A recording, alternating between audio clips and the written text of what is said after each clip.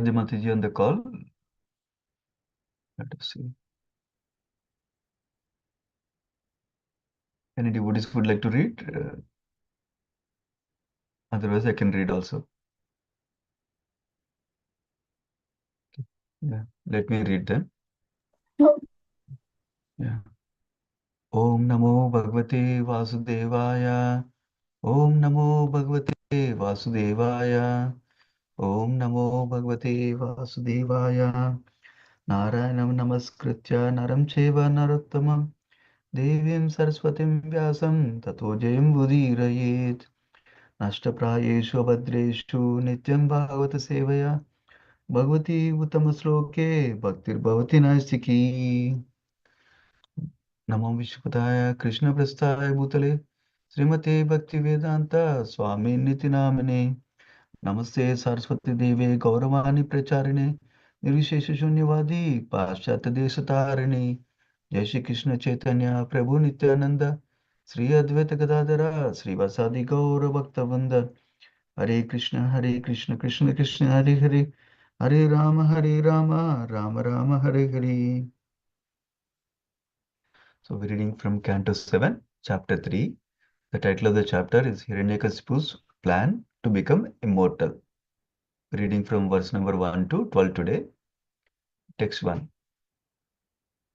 Narada Muni said to Maharaj Yudhishthira, the demoniac king Hiranyakashipu wanted to be unconquerable and free from old age and dwindling of the body.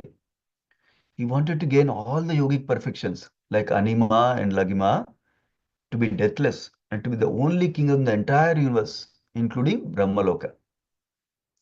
Text number 2. In the valley of Mandara hill, Hiranyakashipu began performing his austerities by standing with his toes on the ground, keeping his arms upward and looking toward the sky. This position was extremely difficult, but he accepted it as a means to attain perfection. Text number 3. From the hair on Hiranyakashipu's head, there emanated an effulgent light as brilliant and intolerable as the rays of the sun at the time of dissolution. Seeing the performance of such austere penances, the demigods who had been wandering throughout the planets now returned to their respective homes. Text 4. Because of Hiranyakashipu's severe austerities, fire came from his head, and this fire and its smoke spread throughout the sky, encompassing the upper and lower planets, which all became extremely hot. Text number 5. Because of the power of his severe austerities, all the rivers and oceans were agitated. The surface of the globe, with its mountains and islands, began trembling, and the stars and planets fell. All directions were ablaze. Text number 6. Scorched and extremely disturbed because of Hiranyakashipu's severe penances, all the demigods left the planets where they reside and went to the planet of Lord Brahma, where they informed the Creator as follows. O Lord of the demigods, O Master of the universe, because the fire emanating from Hiranyakashipu's head as a result of his severe austerities, we become so disturbed that we could not stay in our planets but have come to you. Text 7. O great person, chief of the universe, if you think it proper, kindly stop these disturbances meant to destroy everything before all your obedient subjects are annihilated. Text 8. Hiranyakashipu has undertaken a most severe type of austerity. Although his plan is not unknown to you, kindly listen as we submit his intentions. Text number 9 and 10. The supreme person within this universe, Lord Brahma, has gotten his exalted post by dint of severe austerities, mystic power, and trance. Consequently, after creating the universe, he has become the most worshipable demigod within it. Since I am eternal and time is eternal, I shall endeavor for such austerity, mystic power, and trance for many, many births, and thus I shall occupy the same post occupied by Lord Brahma. Text 11.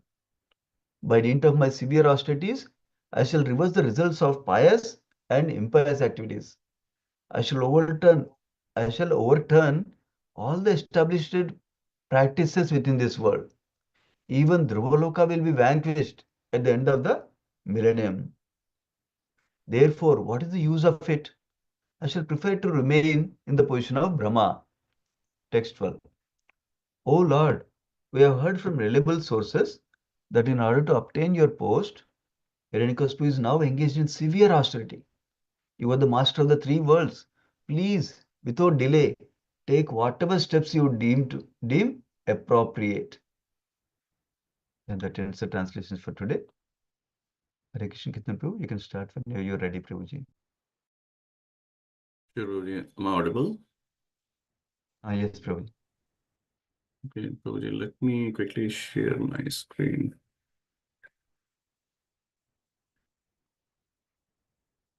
Is it my screen is visible, Prabhuji? Yes, Prabhuji. Okay. Thank you, Prabhuji, for giving me an opportunity to serve today for my own purification, for the pleasure of all the assembled devotee. Let me offer my prayers. Om Ajnanatimirandasya Jnananjana Chakshurunmilitam Yena Tasmai Shri Gurve Namah Namo Vishnu Padaya Krishna Pristhaya Bhutale Srimate Bhakti Vedanta Swaminiti Namine Namaste Saraswati Deve Gauravani Pracharine Nirvishesha Shunyavadi Pashat Deshitarane Jai Shri Krishna Chaitanya Prabhu Nityananda Shri Advaita Gadadhara Srivasadi Gaura Bhaktivinoda Krishna Hare Krishna Krishna Krishna Hare Hare Hare Rama Rama Rama Hare Hare Mukum Karoti Vachalam Pangam Langa Yatkri Yatkripata Maham Vande Shri Gurudui Nitaranam Paramananda Madhavam Shri Chaitanya Ishwaram Hare Krishna. So, Prabhuji, we have a hard stop at 7:30, correct? Yes, Prabhu. If you need little time, you can go for a few more minutes till 7:35 like that. Yeah. Okay, so in this current chapter, here Hiranyakashipu planned to become immortal. Uh, if I give a quick recap, so in the last chapter we have seen how Hiranyakashipu gave the philosophical understanding to his family. But even though he gave that philosophical understanding to his family member to console them, but Hiranyakashipu's actions were driven by the ego, hatred against the Lord Vishnu, and that was become the cause for his ultimately downfall. So if we look at the key points from the last chapter were what he described his family member, that attachment to the body lead to suffering, while understanding the eternal nature of the soul will bring the peace. So in this current chapter, Hiranyakashipu performing severe austerity, but his intentions were to become unconquerable, deathless, free from old age, and he want to lord it over this material nature. Externally, Hiranyakashipu appeared like a Mahatma because he was doing the severe austerity, and in the later chapter, he will do the sincere prayers to the Brahma. And also, he preaches in the last chapter wise knowledge, philosophical consolation to his mother, so that he can, like, the knowledge were like become detached from the body, soul is eternal, and he also shows the difference between the soul and matter. But he was hypocrite. He was envious towards the Lord Vishnu, and he want to kill the Lord Vishnu.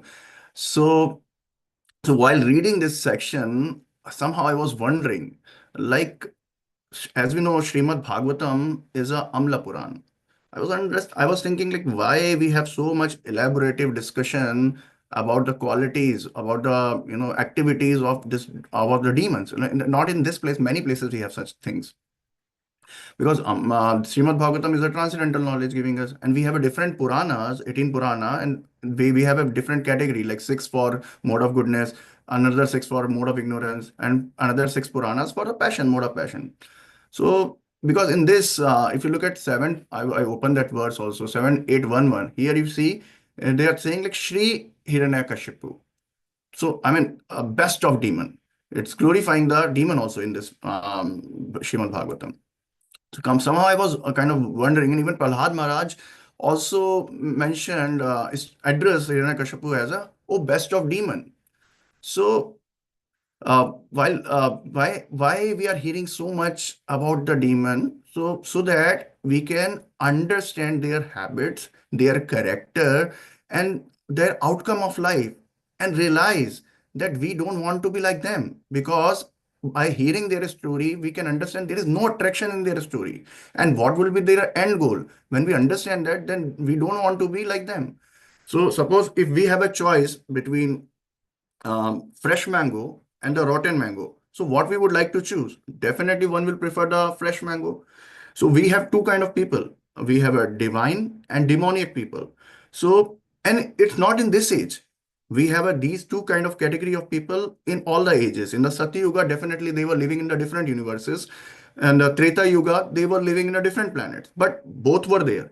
In the Dwapar Yuga, they were living in the different cities like Kaurava and Pandavas. And then divine and demonic people. And then in Kali Yuga, these two people are sitting in the same body. So one within our body, we have a demon also, we have a divine personality as well, based on our mode, which mode we are working on. So basically, what I'm trying to say, like our habits, we need to be watchful of our habits, because our habit makes our character. And if you're not watchful of our habit, we can cultivate the qualities or habits of demonic personalities. So, like that's why read devotee develop the good habit like reading the scriptures, following the regulative principle, always looks for the service of the lotus feet of the Supreme Personality of Godhead. That's why they realize, because they realize themselves that they are not this body, they are eternal soul, and they know the actual goal of the life, and that's why they always progress upward. When we look at the demon are always envious, they are always mischievous, and they want to lord it over to this material nature, material world, while they themselves are the servant of their own senses. That is the reason why they glide down towards the hell. So here, but when we come into the contact of the Lord, so Lord basically purify the devotees from the, they purify the devotee and they destroy the demon. But in both the cases, uh, they Lord take away their material desire. Even when Narsimhadev killed the Hiranyakashipu, Narsimhadev took away all the material desire of the Hiranyakashipu. Similarly, when Lord Ram killed Ravana, he took away all his material desire. So this is the same example, like we can say, like anyone when come into the contact of fire, so then that person will get the heat and light. So Hiranyakashipu in this section is doing severe austerity to fulfill his hidden agenda, to for his self-interest, but there was no trace of bhakti in his actions. So if you look at text 1, it talks about the ambition of Hiranyakashipu. So Hiranyakashipu wanted to be unconquerable. He wanted to be ageless. He wanted to be free from all bodily miseries. So he was trying to attain the anima, lagima, all those mystic perfections, yogic perfection. He wanted to be immortal, supreme ruler, and wanted to receive a boon from Lord Brahma to conquer even the Brahma's abode. And Prabhupada has given the example in the purport, like similar situation happened when the Lord Shiva and one demon. So that demon took a benediction from Lord Shiva, and then he wanted to kill Lord Shiva himself. So, so if we look at this demoniac nature, led him to seek power for self-interest, not unlike Vaishnava, who always wanted to serve the Supreme Personality of Godhead. And text 2 to 3, 2 to 5 talks about the severe austerity. And we don't have a purport here. So severe austerities was described how Hiranyakashipu performed severe austerity.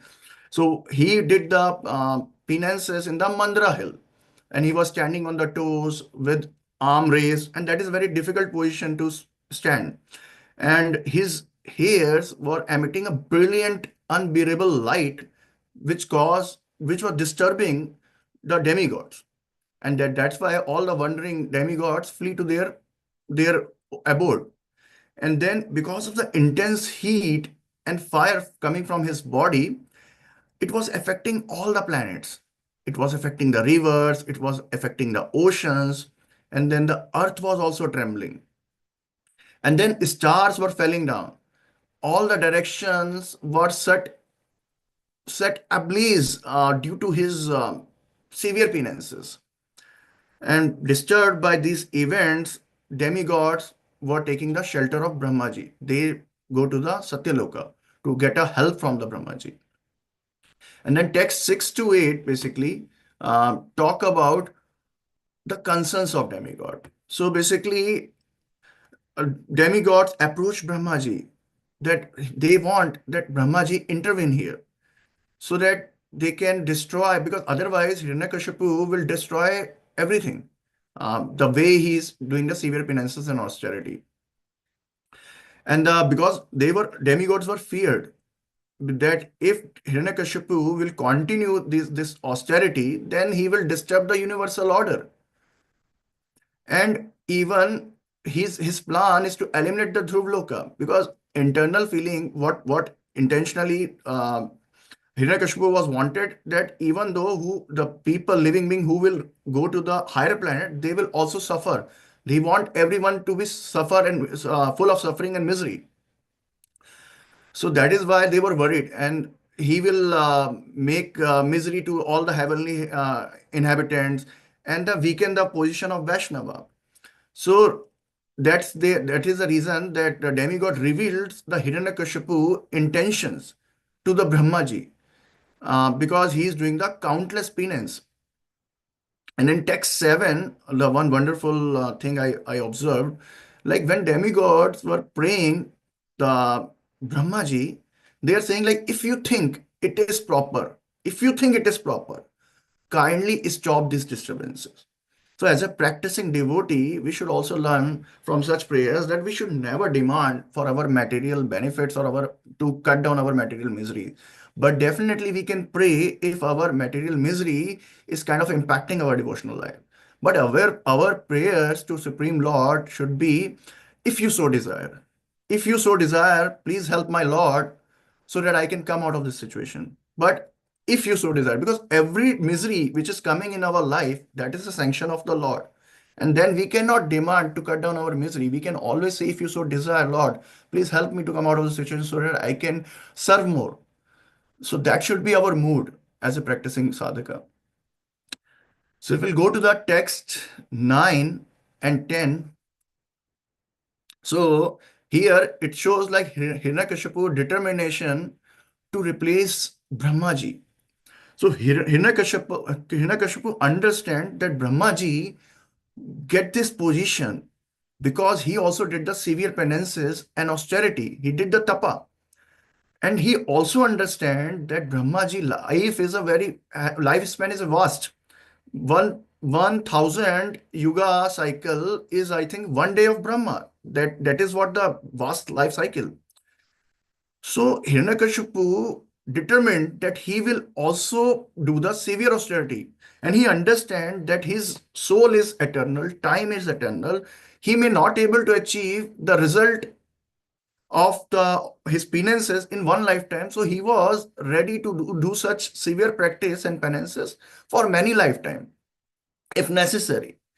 So that is the reason Hiranyakashipu internally he wanted to replace Brahmaji and he wanted to lord it over to the Satyaloka. But he was determined that he will keep trying until he reached that position. And in text 11, Hiranyakashipu was desiring to overturn the established order. So Hiranyakashipu reveals his sinister intentions that he go beyond simply replacing Brahma, and he want to overturn all the established order. Like he want to devour the Dhruvloka. He want to disturb the heavenly inhabitant because he wants suffering for everyone. His ultimate goal is to make this universe unhappy place, filled with suffering, especially for those who perform the good deeds. So that is what his inner intention for his all penances. And these are the things demigods were revealing to Brahmaji. Demigods were revealing to Brahmaji what are the Hiranyakashipu inner hidden intentions. He even aimed to destabilize the position of Vaishnava, the devotee of Lord Vishnu, because he was envious or he was having an enmity for Lord Vishnu. So this all activity demonstrate this Hiranyakashipu demoniac mindset, and he completely disregard for the peace of this universe. He did not care about it. So that is the reason demigods was trying to alarm and appeal to the Brahmaji. In the text 12, that's what they were trying to appeal. So demigod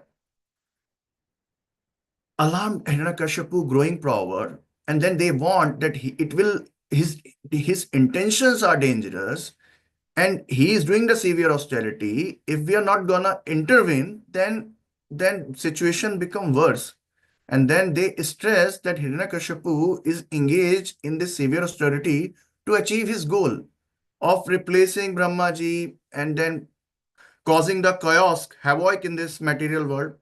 So that is why demigods were praying that how can we preserve this dharma? How can we preserve the cosmic law and order? So, and how can we provide the safety to the universe? That's why they want the Brahmaji can intervene in this situation.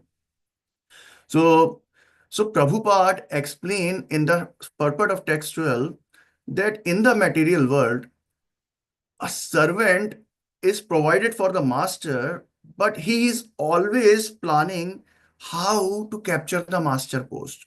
So Prabhupada gave a beautiful example from Chaitanya Charitamrita where uh, a zamidar called Subudhi Roy and a Mohandan boy.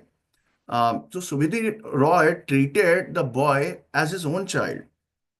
And sometime when the boy would steal something, the master, as a master, Subudhi Roy chastised him.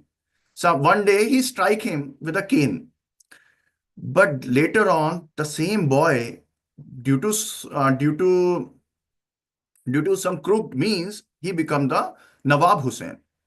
And then after his marriage, one time, like Nawab Hussain wife saw his back having a mark, and then she inquired about it. And then Nawab mentioned that when I was in my childhood, I was a servant of Subudhi Roy. And then he punished me one time. Then Nawab wife was upset, and then she was kind of agitated, and she requested Nawab Hussain to kill the Subudhi Roy. But Nawab denied that request. He said, no, he cannot kill his Subudhi Roy because he's a gentleman. He don't want to kill. And that was one incident which happened. That's why he punished. Then wife requested him to convert the Subudhi Roy into Mohandam. And then somehow he agreed with the mood of the wife, and then he sprinkled the water on Subudhi Roy and declared him to be the Mohandan. So that's what Prabhupada is trying to say. Like this Mohandan boy was a servant, but he was trying to serve the Subudhi Roy as a master. But when its situation came, he uh, he tried to he did not kill, but his intentions were to provide give a harm to the his master under the influence of his wife. So that is what he did. He converted him to the Mohandan.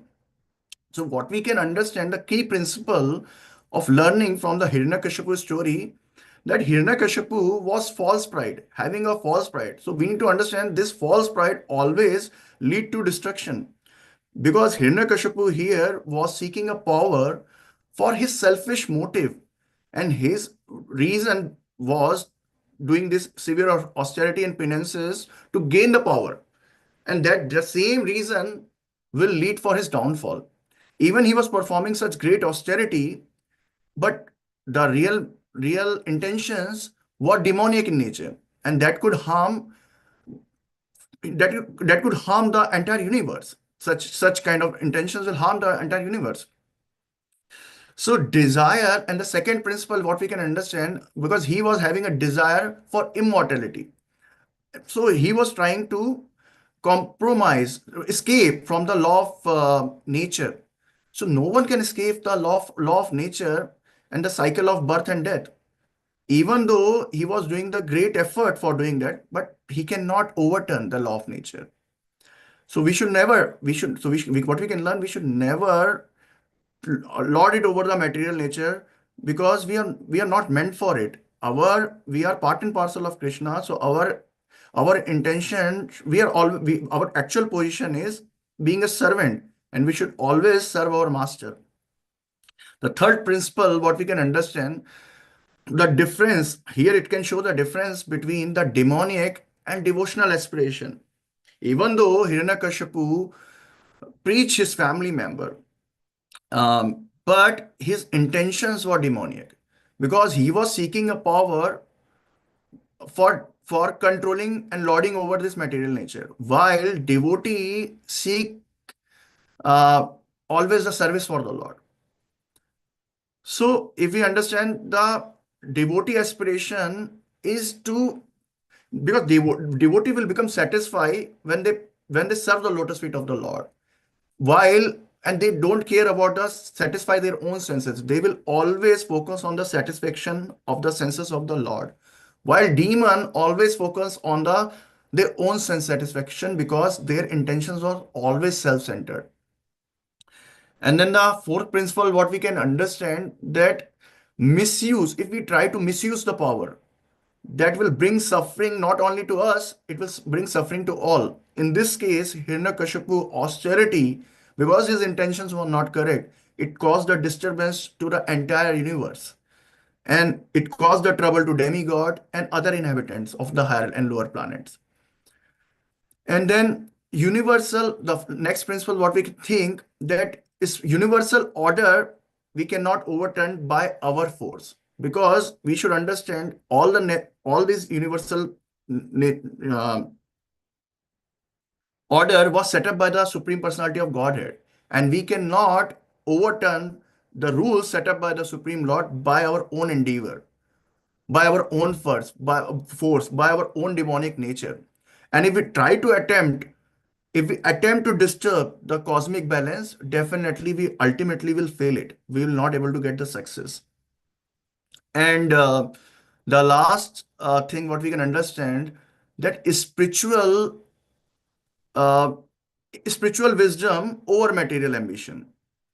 So instead of we are always focused on the chasing of our material power, we should always seek our spiritual growth.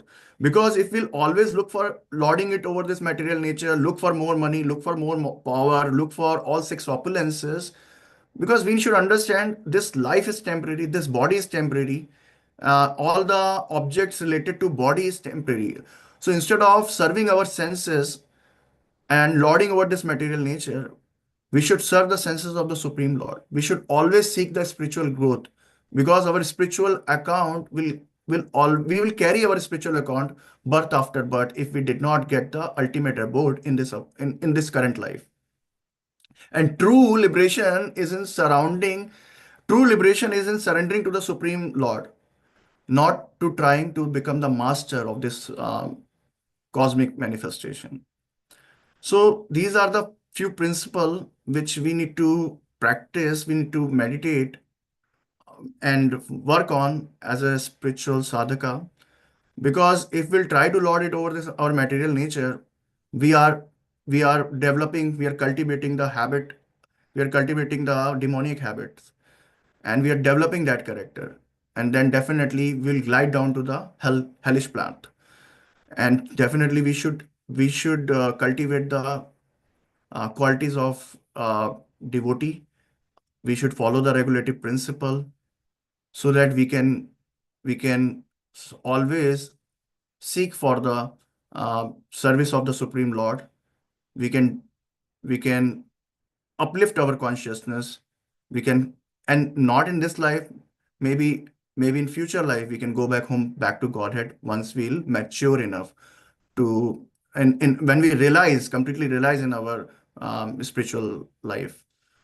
And then in the next section, we will hear that after hearing the demigod concerns, Brahma will come to the same place where Hiranyakashipu was doing the severe austerity, and Brahma will become impressed because he will see that how sincerely he's doing the austerity, even though his whole body is covered with the ant worms, but still he is having the um, firm determination to perform this. And then Brahma knows that Hiranyakashipu, later on he will get to know that Hiranyakashipu was desire was to become immortal. And but Brahmaji cannot grant such desire because he is himself not immortal. So we'll hear in the future section how Brahmaji's and Hiranyakashipu interaction. So I'll pause here, looking at the time. We are in 7:31. ग्रंथराज Shrimad Bhagavatam की जय, श्रील प्रभुपाद की जय, पंचकल्पतरु वृक्ष कृपा सिंधु देवता पतितानां पावनेभ्यो वैष्णवेभ्यो नमो नमः. Prabhuji, if you want to add something, please add. No, Prabhu, it's a wonderful class. Thank you so much, Prabhuji. Hare Krishna.